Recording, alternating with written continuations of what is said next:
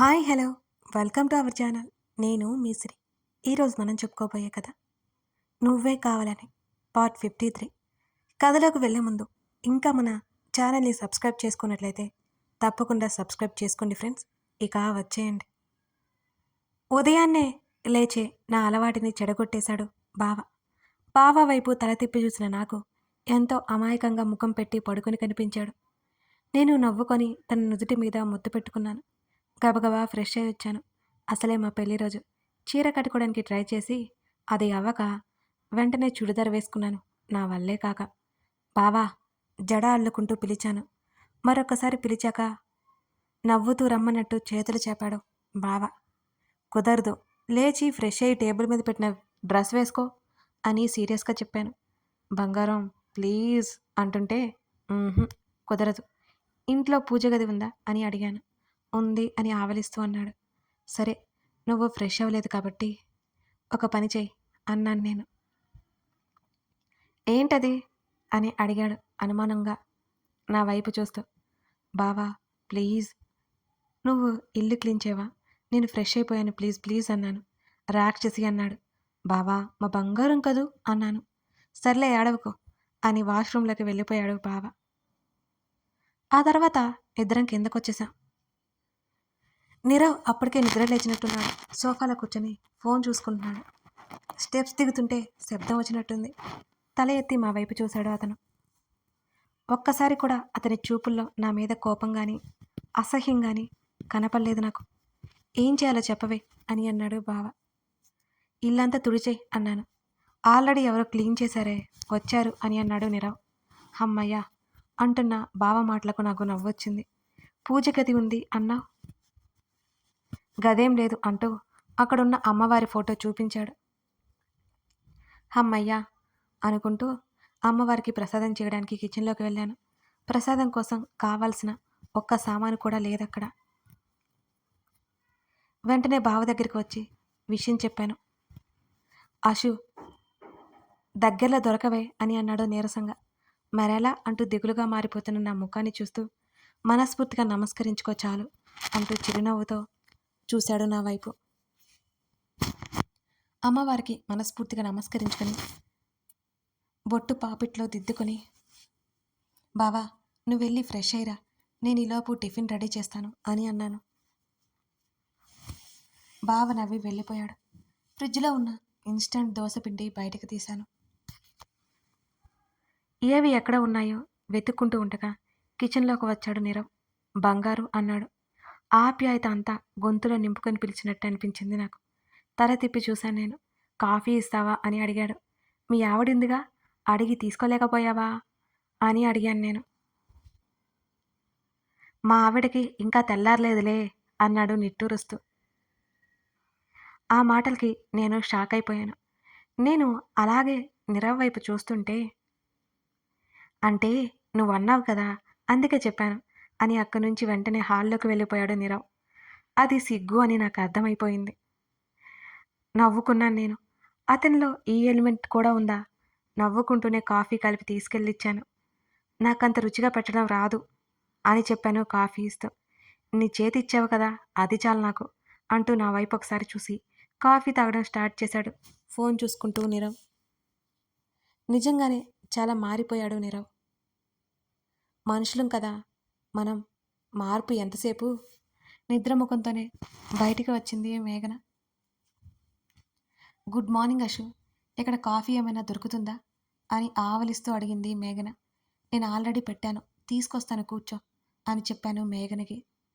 అక్కడ ఉంది ఒకటే సోఫా కాబట్టి నీరవ్కి దూరంగా కాస్త దూరంలోనే కూర్చుంది మేఘన. నేను కిచెన్లోకి వెళ్ళి కాఫీ తీసుకొచ్చేలోపు మేఘన గట్టిగా అరిచింది. కాఫీ అక్కడే పెట్టేసి కంగారుగా బయటకొచ్చాను. మేఘన నీరవ్ని చంపేసే అంత కోపంగా చూస్తుంటే తల ఫోన్లోకి దూర్చి ముసిముసిగా నవ్వుకుంటున్నాడు నీరవ్. యూ ఇడియట్ అని అరిచింది. ఏమైంది మేఘన అని అడిగాను వాళ్ళని అయోమయంగా చూస్తూ. నన్ను చూసి సైలెంట్ అయిపోయింది మేఘన. ఏం లేదులే అశోక, ఆ కాఫీ కప్ నాకు అంటించాడు అని నీరవ్ వైపు కొరకొరా చూస్తూ చెప్పింది మేఘన. అప్పటికే కప్పులో కాఫీ ఖాళీ అయిపోయింది. అది ఎలా అంటుకుంటుంది? నేను అనుమానంగా చూస్తుంటే తల కొట్టుకున్నాడు నీరవ్. ఇంకేంటో ఉందిలే అనుకుంటూ కిచెన్లోకి వెళ్ళాను నేను. కాఫీ కప్పులో పోసుకుని మెల్లిగా వస్తుంటే, యూ ఇడియట్, నడుం గిల్లేస్తావా, ఏంటి వేషాలు వేస్తున్నావా అని కోపం దాచుకోలేక మేఘన అడిగేస్తోంది. ఆ డబ్బా నోరు ముయ్యి, నన్ను చూసి మేఘనని కసిరాడు నీరవ్. నేను రావడం గమనించి సైలెంట్ అయిపోయింది మేఘన కూడా. కాఫీ ఇవ్వగానే కాఫీ కప్ తీసుకుని గదిలోకి వెళ్ళిపోయింది అక్కడి నుంచి. వాళ్ళని చూసి నవ్వుకుంటూ టిఫిన్ ప్రిపేర్ చేసావు. పనిలో పడిపోయాను నేను. బావ ఫ్రెష్ అయి వచ్చాడు. అమ్మవారి దగ్గర కుంకుమ పెట్టి హౌ క్యూట్ అన్నాను. అయితే ఒక ముద్దివ్వు, నువ్వు చెప్పింది నిజమని అప్పుడు నమ్ముతాను నేను అని అన్నాడు బావ. హాల్లో ఎవరూ లేకపోవడంతో రిలాక్స్ ఫీల్ అయ్యాను నేను. బావా అని చిరుకోపంగా పిలిచాను. అంతే కదా, నువ్వు క్యూట్గా ఉన్నావు అని చెప్పడానికి ముందే ముద్దు పెట్టేశాను నేను అని వెంటనే నా బుగ్గ మీద ముద్దు పెట్టుకున్నాడు బావ. మనం హాల్లో ఉన్నామన్న సంగతి గుర్తు చేసుకో అని వెళ్ళిపోతుంటే వెంటనే పెదవుల మీద ముద్దు పెట్టుకుని వదిలాడు. మేఘన వాళ్ళు వస్తారేమోనని భయపడి చచ్చాను. గుర్రుగా చూశాను బావని. మేఘన నీరవ్ ఒకరి తర్వాత ఒకరు కింద ఉన్న గదిలో ఫ్రెష్ అయి వచ్చారు. అందరం కింద కూర్చొని టిఫిన్ పూర్తి చేశాం. ఎందుకంటే డైనింగ్ టేబుల్ ముందు కేవలం 2 కుర్చీలు మాత్రమే ఉన్నాయి. నలుగురికి సరిపోవు కదా.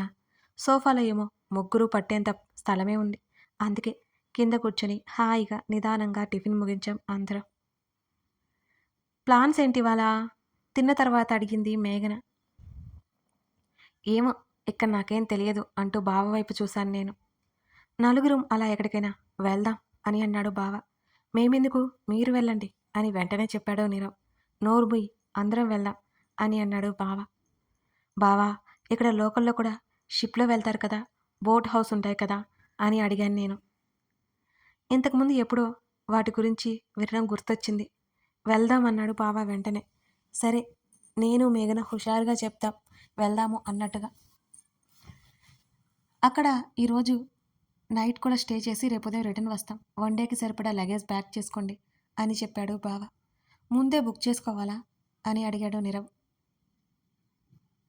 అక్కడికి వెళ్ళిన తర్వాత చూద్దాం, మనకు నచ్చేలా కంఫర్ట్గా ఉంటే తీసుకుందాం అని బావ అన్నాడు. నాది బావది లగేజ్ ప్యాక్ చేశాను. మేఘన నీరవ్ విడివిడిగా లగేజ్ ప్యాక్ చేసుకున్నారు. అయ్యో, వాళ్ళు ఎప్పుడూ కలిసిపోతారా అని దిగులు నాకు వాళ్ళని చూస్తుంటే. మేఘనకు కూడా నీరవ్ అంటే ఇష్టమే అనిపిస్తోంది. ఇంకా ఎందుకు కోపంగా ఉంటుందో నాకైతే అర్థం కాలేదు. మెల్లిగా వాళ్ళిద్దరూ దగ్గరవుతారని నాకు బలంగా అనిపిస్తుంది. మధ్యాహ్నం లంచ్ చేసి బోట్ హౌస్లో స్పాట్కి వెళ్ళా. అది అలప్పి. బోట్ హౌస్ తీసుకున్నాడు బావ. లోపలికి వెళ్ళి చూసి షాక్ అయిపోయాను నేను. మన ఇల్లు ఎలా ఉంటుందో అలా బోట్లో ఉంది. లివింగ్ ఏరియా తర్వాత డైనింగ్ టేబుల్ అన్నీ కొంచెం కొంచెం ప్లేస్లో అరేంజ్ చేశారు. మెల్లిగా లోపలికి వెళ్తే బెడ్రూమ్. మేము డబుల్ బెడ్రూమ్ హౌస్ తీసుకున్నాం. అన్నీ అందుబాటులోనే ఉన్నాయి. ఇంకొంచెం ముందుకు వెళితే కిచెన్ కూడా ఉంది. ఇంకొక షాకింగ్ న్యూస్ ఏంటంటే ఆ బోట్ హౌస్లో వంట చేయడానికి కూడా ఉంటారు. వాళ్ళు ఆ హౌస్లో మనకి ఏదైనా అవసరమైతే చూస్తారు. మరి అది ఏమంతా పెద్ద బోట్ కాదు. అన్నీ బుడ్డు బుడ్డిగా అరేంజ్ చేసి ఉన్నాయి. నైట్ కూడా బోట్లో ప్రయాణం చేస్తూ ఉండొచ్చని తెలిసింది నాకు. బోట్లోకి వెళ్ళగానే చాలా చాలా నచ్చింది నాకు. మా బెడ్రూమ్లోకి నేను వెళ్ళిపోయాను. నీరవ్ మేఘన తప్పగా ఒకే గదిలోకి వెళ్ళారు. బ్యాగ్స్ లోపల పెట్టేసి, బావా బయట కూర్చుందాం పదా, భలే ఉంది చూస్తుంటే. వాటర్లో జర్నీ చేస్తే చుట్టుపక్కల చెట్లు కూడా చూస్తుంటే భలే ఉంటుంది కదా బావా అని నేను సంతోషంగా చెబుతుంటే, నీకిక్కడ నచ్చిందా అని అడిగాడు బావ నవ్వుతూ. చాలా నచ్చింది. చేతులు చాపి మరీ చూపించాను. డోర్స్, విండోస్, కర్టన్స్ అన్నీ క్లోజ్ చేసి దగ్గరికి వచ్చి నడుము చుట్టూ చెయ్యేసి హత్తుకుని దగ్గరికి లాక్కున్నాడు బావ. తల ఎత్తి బావ వైపు చూశాను. చాలా గ్యాప్ వచ్చింది అంటూ బెడ్ చూపించి సైగ చేశాడు. గ్యాప్ ఏమొచ్చింది, అరపడు కూడా కాలేదు అని నేను నవ్వుతూ అన్నాను. నాకైతే చాలా గ్యాప్ వచ్చినట్టు అనిపించింది అంటూ గాఢంగా హత్తుకుని మెడ మీద ముద్దులు కురిపించడం స్టార్ట్ చేశాడు బావ. బావా, నా గొంతు వణుకుతోంది. నా చేతులు బావ చుట్టూ అల్లుకుంటున్నాయి. బావ పెదవులో నా మెడవంపు మీద నుండి చెంపల మీదుగా నా పెదవుల మీదకి చేరింది. తన మాయలో ముంచేయడానికి సిద్ధమైపోయాడు బావ నన్ను. నా పెదవులలో మకరందాలు జుర్రుకుంటూ మెల్లిగా నా మెడ మీదకు వస్తుంటే, బావా ప్లీజ్ అన్నాను. విడిపించుకోవడానికి ఎన్నో ప్రయత్నాలు చేస్తూనే ఉన్నాను. పలకలేదు సరికదా, నా మాట కూడా పట్టించుకోలేదు బావ. నాతో పాటు బెడ్ మీదకి చేరాడు. నా శరీరం మీదున్న డ్రెస్ బావ చేతులు దాటి పక్కకు పోయింది నా నుంచి అది. నా జుట్టు చెదిరిపోయింది. బావ తడి పెదవుల గుర్తులు నా శరీరం మీద పడి నన్నింకా బావ మాయలోకి తోస్తున్నాయి. నా శరీరం మీద బావ మునిపంటి గుర్తులు అక్కడికక్కడ కనిపించకుండా తీయటి వేదనని కలిగిస్తున్నాయి. బావా బావా అంటూ బావ నామజపమే తప్ప నేనేమీ పలకట్లేదు. సోడాబుడ్డి ఎంత ముద్దుగున్నావా అంటూ తన ప్రేమలో ఉక్కిరిబిక్కిరి చేయడం మొదలుపెట్టాడు బావ. చిరునవ్వుతో బావ తలని హృదయానికి హత్తుకున్నాను నేను. సమయం చిక్కకుండా పారిపోతుంది. ఒకరిలో ఒకరు కరిగి ఒదిగిపోయాం. అలసి సొలసి నా హృదయం మీద సేతుదీరుతున్నాడు బావ. కళ్ళు మూసుకుని ఆ ఫీల్లో ఉండిపోయాను నేను. మేఘన వాళ్ళు ఏమనుకుంటారు ఇంతసేపు బయటికి వెళ్ళపోతే అడిగాను బావ తల నిమురుతూ. చెప్పానులేవే 1 గంట రెస్ట్ తీసుకోమని అంటూ నా మీద నుంచి పక్కన పడుకున్నాడు బావ. బావా నువ్వు పెద్ద దొంగవి తెలుసా అని నేను అంటుంటే, తప్పట్లేదు బంగారం, నీతో టైం స్పెండ్ చేయాలి కదా అని నవ్వాడు బావ. చాలే నెట్టేసి ఫ్రెష్ అవ్వడానికి వెళ్ళిపోయాను నేను. ఆ తర్వాత ఇద్దరం ఫ్రెష్ అయ్యి బయటకు వచ్చేసాం. మేఘన ఒక మూల, నీరవ్ ఒక మూల కూర్చున్నారు లివింగ్ ఏరియాలో. వాళ్ళని అలా చూడగానే అప్పటి వరకు ఉన్న ఉత్సాహం ఒక్కసారిగా నీరు గారిపోయింది నాలో. వెళ్ళి మేఘన పక్కన కూర్చున్నాను. నదిని చూస్తూ చుట్టూ ఉన్న పచ్చని చెట్ల నుంచి వచ్చే గాలిని ఆస్వాదిస్తుంటే చాలా హాయిగా అనిపించింది నాకు.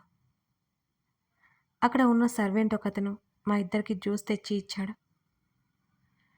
రుచి చాలా వేరుగా ఉంది ఆ జ్యూస్. బావ తిడతాడని తప్పక తాగేశాను నేను. అశోక నేను రెస్ట్ తీసుకుంటా అని చెప్పి వెళ్ళిపోయింది మేఘన. ఇద్దరికి ఏదో గొడవ జరిగిందేమో అనుకున్నాను. నేను వెళ్ళి బావ పక్కనే కూర్చున్నాను. ఏమైంది మేఘనకి అంటూ నీరవ్ని చూసి అడిగాడు బావ. ఏం లేదులే, ముఖం పక్కగా పెట్టుకున్నాడు నీరవ్. మేఘన దగ్గరికి వెళ్ళమన్నట్టు సైగ చేశాడు బావ. నేను తలుపు తట్టి మేఘన గదిలోకి వెళ్ళాను. ఏడ్చినట్టు కళ్ళు తుడుచుకుంటోంది మేఘన. విషయం ఏంటో అడగడానికి మేఘన పక్కన కూర్చుని మేఘనకి వాటర్ అందించాను. కథ కొనసాగుతుంది. మేఘన అశోక్కి విషయం అంతా చెప్తుందా? వాళ్ళ మధ్య ఏం జరుగుంటుంది? నెక్స్ట్ ఎపిసోడ్ నుంచి అశోక వర్షన్ మారుతుందండి. కొంతమంది రీడర్స్ మేఘన వాళ్ళ కథ కూడా వివరంగా అడుగుతున్నారు కాబట్టి వాళ్ళు మెయిన్ లీడ్స్ ఇక్కడ నుంచి. సో ఫస్ట్ పర్సన్ నుంచి థర్డ్ పర్సన్కి స్టోరీ మారుతుంది. అంతేకాకుండా ఫ్యాంటసీ ఎలిమెంట్ తీసుకున్నాను కదా, మేఘన నీరవ్ల పాత్ర కూడా ముఖ్యమే అన్నమాట. సో ఇప్పుడు మనం అశోక చెప్తున్న కథ రేపటి నుంచి రైటర్ వేలో అందరి ఫీలింగ్స్ తెలిసేలా రన్ అవుతాయి. మీకు ఇది కంఫర్ట్గానే ఉంటుంది అని అనుకుంటున్నాను. మిస్ చేయకుండా ఈ కథని చూసి మీ విలువైన సమీక్షలు అందజేయగలరని ఆశిస్తున్నాను. Thank you for watching this video.